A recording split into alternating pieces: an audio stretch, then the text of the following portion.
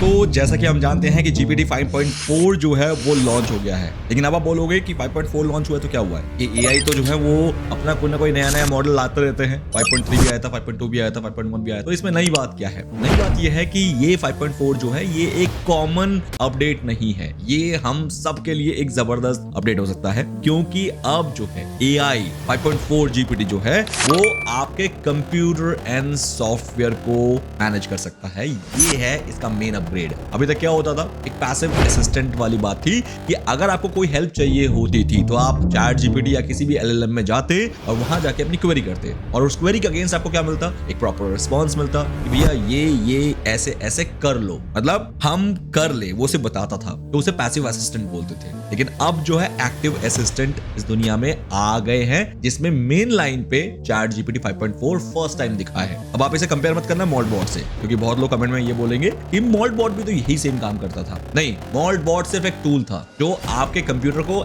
Access करता था, लेकिन उसका दिमाग पीछे से आपको API जो है वो इन्हीं OpenAI का या LLMs का देना पड़ता था। ग्रॉक हो गया, ChatGPT, Gemini, Anthropic। लेकिन अब मेन लाइन में फर्स्ट टाइम जो है कि आप सिर्फ ChatGPT का 5.4 यूज कर रहे हो, वही आपके सिस्टम को एक्सेस कर पा रहा है। ये चीज आ गया है। इसीलिए ये वाला अपग्रेड जो है काफी खास है और इसके बारे में बहुत इंपॉर्टेंट डिटेल्स मैं आपको इस वीडियो के अंदर देने वाला हूं। तो गाइज आप जल्दी से वीडियो को लाइक कर दो और चैनल पे अगर फर्स्ट टाइम आप हो ना, सब्सक्राइब कर लो, क्योंकि ऐसे ऐसे AI के अपडेट्स मैं आपको देता हूं, ट्यूटोरियल देता हूं, जो कि 2026 में सबसे कारगर साबित होंगे आपको AI की तरफ ले जाने में। तो गाइज ये था वो दौर जिसके अंदर पैसिव जनरेशन होता था, जैसे कि मैंने आपको समझाया। Now the agentic operation has been evolved. Now अब सिर्फ आपको क्या करना है, ChatGPT 5.4 को बोलना है कि भैया मेरा ये वाला एक्सेल फाइल है, इसके अंदर ये कैलकुलेशन या ये फॉर्मूला लगा के फटाफट से डेटा को सॉर्ट कर दो, हो गया काम आपका।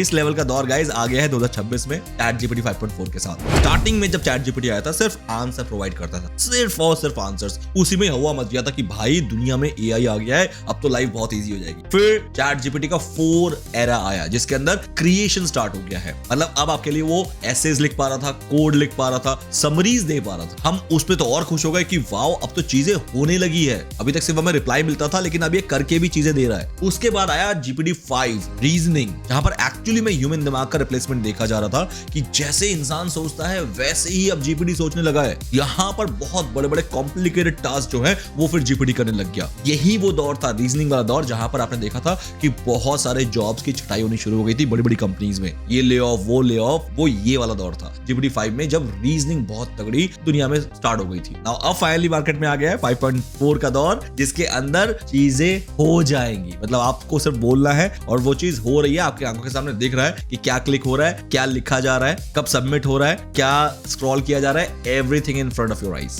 इस डेटा को देखो, इसे कहते हैं AI बेंचमार्किंग। इसमें अगर आप देखोगे OpenAI के ये कुछ मॉडल्स हैं और ये कंपेयर किया गया Anthropic और गूगल के साथ। नाउ अगर मैं देखूं यहाँ पर कंप्यूटर यूज, जो कि सबसे महत्वपूर्ण है इस पर्टिकुलर अपग्रेड का GPT 5.4, जिसको बोल के ये बेच रहा है, एंड कंप्यूटर यूज में आप देखोगे तो GPT 5.4 थिंकिंग जो है ये 75% अचीव कर रहा है AI बेंचमार्किंग में। जहां पर अगर मैं दूसरे LLM की बात करूं जो कि Anthropic इसमें बेस्ट था अभी तक, जिसमें Opus 4.6 को बेचा जा रहा था Anthropic में, ये बोल के कि सबसे जबरदस्त कंप्यूटर को मैनेज करता है, वो 72.7% है। मतलब GPT 5.4 ने इस बेंचमार्किंग में Opus 4.6 को भी बहुत पीछे छोड़ दिया है। और जहां पर कि Gemini तो था ही नहीं कंप्यूटर यूज में अभी तक, मतलब उसका ऐसा कोई भी मॉडल नहीं आया है। इसके अलावा अगर आप देखोगे सॉफ्टवेयर इंजीनियरिंग में तो गाइस 57.7%, इसमें Anthropic की बेंचमार्किंग फिलहाल के लिए नहीं है।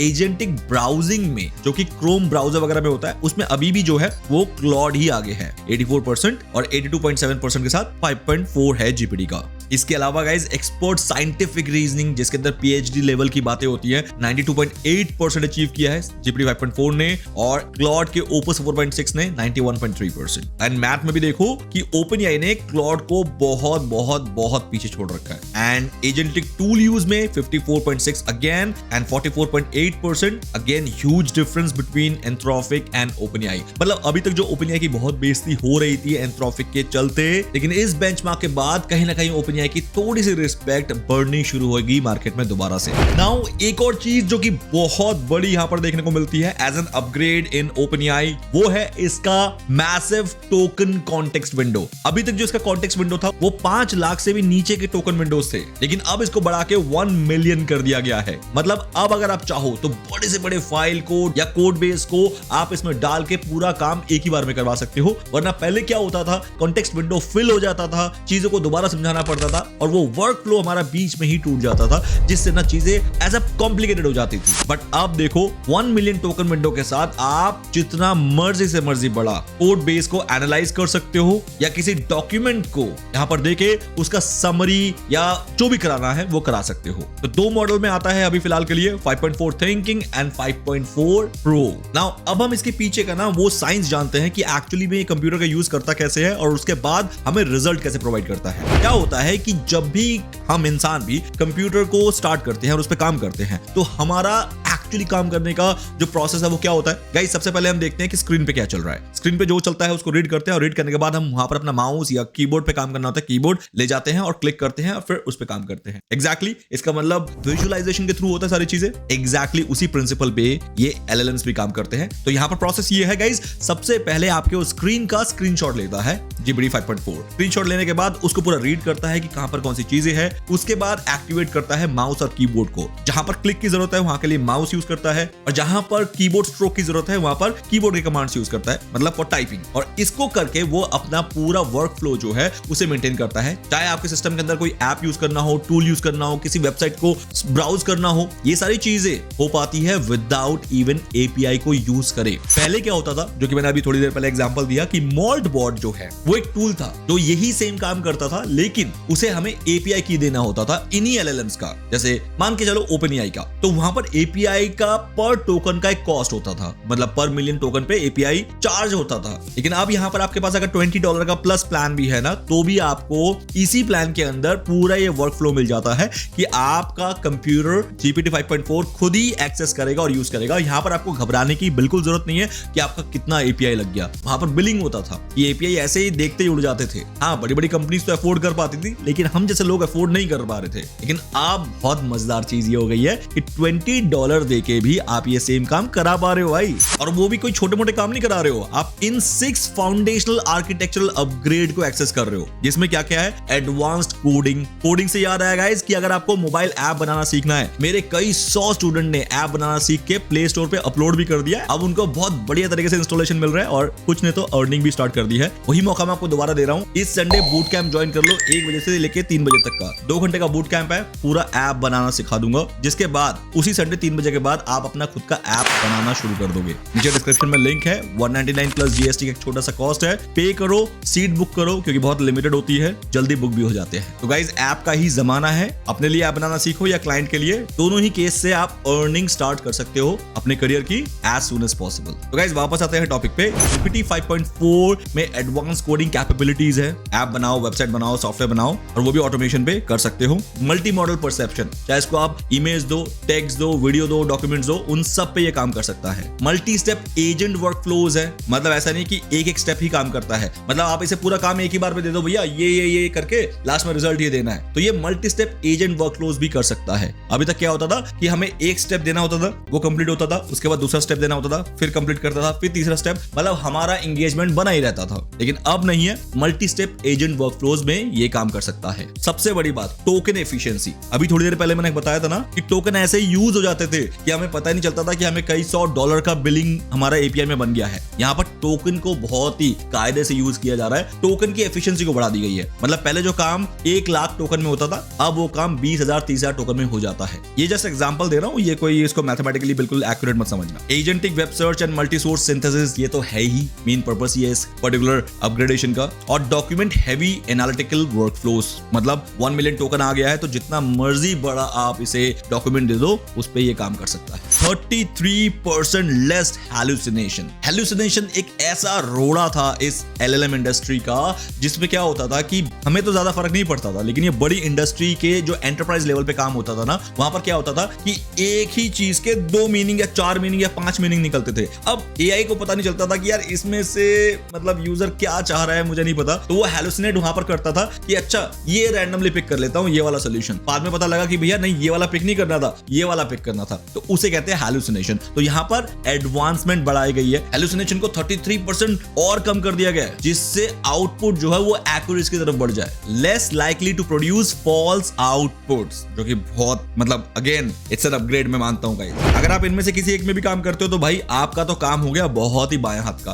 अगर आप स्प्रेडशीट में काम करते हो या डॉक्यूमेंट्स में काम करते हो तो GPT 5.4 आपके लिए ब्रह्मास्त्र हो गया। अगर आप रॉ फाइनेंशियल डेटा पे काम करते थे, एक्सेल में बड़े बड़े फॉर्मूला लगाते थे, डैशबोर्ड्स चेक करना आपका काम था, GPT 5.4 ने आपका काम बहुत आसान कर दिया। आपको रिपोर्ट्स बनानी होती थी या डेटा इंजीनियरिंग करते थे, अगेन GPT 5.4 ने आपका काम भाई कर दिया बहुत आसान। अच्छा, एक चीज को GPT 5.4 बहुत ठोक पीट के बात कर रहा है, वो है लीगल डॉक्यूमेंटेशन के एनालिसिस को। मतलब ये जो लॉयर्स या एडवोकेट होते हैं, इनको बहुत बड़े बड़े पोथे पढ़ने पड़ते हैं अपने केस से रिलेटेड, तभी जाके वो कंटेस्ट करते हैं कोर्ट में। अब ये कह रहा है कि भैया मेरा 1 मिलियन टोकन लिमिट जो ये मैंने दिया है ना, इसमें आप बड़े से बड़ा legal contract, multi part contract simultaneously एक साथ कंडक्ट कर सकते हो और कंप्लायंसेस को रिव्यू कर सकते हो। मतलब बहुत सारे डॉक्यूमेंट्स आपके पास है, सबको अपलोड करो, GPT 5.4 उनको साइमल्टेनियसली एनालाइज कर देगा कि कौन सी चीज कहां पर है और क्या निकल के आ रहा है। मतलब उस लेवल का लीगल डॉक्यूमेंट्स, जो कि अभी तक लीगल डॉक्यूमेंट्स में हेल्प करने से ना ये LLMs डरते थे क्योंकि वो बहुत सेंसिटिव मैटर होता है, लेकिन अभी कॉन्फिडेंटली कह रहा है कि भैया लीगल मैटर में भी 5.4 जो है बहुत आपको कारगर साबित हो रहा है। और जब LLM की खासियत की बात हो तो कोडिंग में वो अपना जलवा ना दिखाए तो ये ऐसा अधूरापन लगता है कि भैया नहीं, कोडिंग की बात नहीं हुई या फिर कोडिंग में अपने आप को आपने साबित नहीं किया तो गाइस आप LLM हो ही नहीं। मतलब इस तरीके की कहानी मार्केट में बन गई है। तो गाइस उसी चलते OpenAI कह रहा है भाई लार्ज कोड बेसेस मेरे में आके एनालाइज कर लो या बना लो या डिबगिंग कर लो, कॉम्प्लेक्स से कॉम्प्लेक्स प्रोग्राम्स को आके डिबगिंग करो ऑटोमेशन वे में, सॉफ्टवेयर की टेस्टिंग कर लो भाई ऑटोमेटिकली। पहले क्या होता है, मैनुअल टेस्टिंग में हालत खराब हो जाती थी, मेन मतलब रोड़ा जो आता था वो टेस्टिंग में ही आता था मैनुअली, ऑटोमेट कर दो भाई 5.4 से। वेब ब्राउजर्स तक को भी कंट्रोल करवा लो, मतलब आप जो गूगल क्रोम यूज करते हो आप बोल दो भैया मुझे एक ईमेल भेजना है अपने इस बंदे को, फटाफट से ईमेल भेज दो। लाइक ये देखो, ये सब कुछ जो है GPT 5.4 कर रहा है। तो ये देखो कंपोज पे क्लिक कर रहा है, सब्जेक्ट लाइन लिख रहा है, टू में किसको भेजना है वो लिख रहा है, ऑटोमेटिक ये सारी चीज अपने आप हो रही है। देखो ब्राउजर को कंट्रोल करते हुए गाइस अब जाके OpenAI कहीं ना कहीं एंथ्रोपिक को टक्कर देने वाली बात कर रहा है एंटरप्राइज लेवल पे। पब्लिक लेवल पे तो OpenAI हमेशा आगे था और एंथ्रोपिक को उससे कोई फर्क नहीं पड़ रहा था क्योंकि एंथ्रोपिक को एंटरप्राइज लेवल के लोग ज्यादा मतलब पसंद कर रहे थे और वहीं से वो इतना अर्निंग कर रहा था क्योंकि वहां से ज्यादा पैसे मिलते हैं कि OpenAI के साथ टक्कर लेने के लिए पब्लिक डोमेन पे आना या एक पब्लिक को फ्री में चीज देना वगैरह वगैरह, वो सब चीजों की जरूरत नहीं पड़ी। लेकिन अब इस बेंचमार्किंग के अपग्रेड के बाद OpenAI कह रहा है भैया मैं भी अब जो है एंटरप्राइज लेवल पे घुसने के लिए पूरी तरीके से रेडी हूं। तो अपने आप को खुद वो कंपेयर कर रहा है कि भैया OpenAI का 5.4 थिंकिंग एंड प्रो जो है वो Claude Opus 4.6 and Claude Sonnet 4.6 से ज्यादा एफिशिएंट। गाइस इसी के साथ हम कह सकते हैं the era of the passive assistant is over. अभी तक पैसिव चीजें चल रही थी कि LLM आपको सिर्फ बता दे रहे थे कि भैया ये चीज इसका सॉल्यूशन ये है, जाओ कर लो। अब वो बोल रहा है जाओ नहीं करो, बताओ मैं क्या करूं। मैं बोलूंगा भैया एक्सेल में ये चीज कर दे, उसने एक्सेल में कर दिया। तो गाइस एक्टिव असिस्टेंट का दौर शुरू हो गया है 2026, लिख लो। आने वाले टाइम में इसको और एडवांस ही होना है और इतना एडवांस होना है कि जिसका आप कल्पना नहीं कर सकते हो। तो इसलिए बार बार चीख चीख के आपका भाई अपील कर रहा है इस चैनल के थ्रू इतनी जल्दी हो सके AI में अपने आप को इंटीग्रेट कर लो। और अगर आप AI से भाग रहे हो तो आप AI से नहीं भाग रहे हो, आप अपने हालात को बिगाड़ने की तरफ भाग रहे हो। तो गाइस वीडियो कैसा लगा कमेंट में जरूर बताना, अच्छा लगा वैल्यू था तो गाइस जल्दी से आप लाइक कर दो, सब्सक्राइब कर लो बेल आइकन के साथ। और हाँ, कमेंट में कैसे टाइप के और वीडियोस लाए जाए ताकि आपके लाइफ में और वैल्यू बढ़े, जानने के लिए मैं रेडी हूं। कमेंट करो और मिलते हैं नेक्स्ट वीडियो में, तब तक के लिए बाय, सी यू।